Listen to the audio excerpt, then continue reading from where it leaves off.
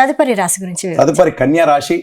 ఈ కన్యా రాశి వారికి ఆదాయం 14, వ్యయం 2, అంటే ఆదాయం ఎక్కువగా ఉన్నది ఈ రాశి వారికి. రాజ్య పూజ్యం 6, అవమానం కూడా 6 సమానంగా ఉంటూ వస్తున్నది.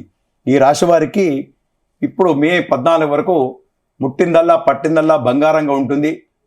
ధనం విపరీతమైనటువంటి ధన యోగం ఏర్పడుతుంది.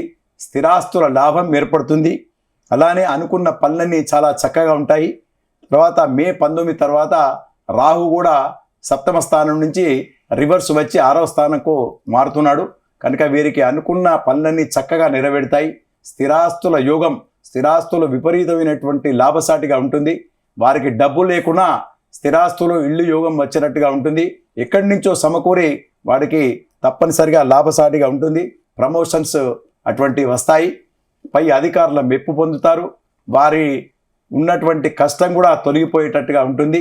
వారికి విపరీతమైనటువంటి కోపాలు వచ్చినా అణుచుకొని వారి పనులన్నీ చక్కగా పెట్టి పై అధికారుల పై యాజమాన్యం కొరకు పేరు కొరకు వీళ్ళు బాగా తహతలాడి కష్టపడి మంచి పేరు తెచ్చుకునేటట్టుగా ఈ సంవత్సరం గోచరమవుతున్నాయి. విద్యార్థులకు శుభ సమయమే. కొంత మంచి మార్కులు వస్తాయి. కొంచెం కష్టపడండి. మీరు అనుకున్న పనులు చక్కగా నెరవేరుతాయి. విద్యార్థులకు వీసా లాంటివి కూడా ప్రయత్నం లోపం లేకుండా చేయండి. తప్పకుండా ఒక్కసారి కాకుండా రెండోసారి ప్రయత్నం తప్పకుండా నెరవేరుతుంది. స్త్రీలకు మంచి గుర్తింపు లభిస్తుంది. ఉన్నతమైనటువంటి స్థానాన్ని పొందుతారు. చిన్న చిన్న అవాంతరాలు, చిన్న మానసికమైనటువంటి బాధలను తప్పకుండా మీరు పొందుతారు. కనుక మీ ఇష్టదైవాన్ని ప్రార్థించండి. శని ఆరాధన, శని జపం అటువంటి చేయండి. తప్పకుండా మీరు అవిటిని అధిగమించి శుభ లాభాలు పొందేటట్టుగా వీలవుతుంది.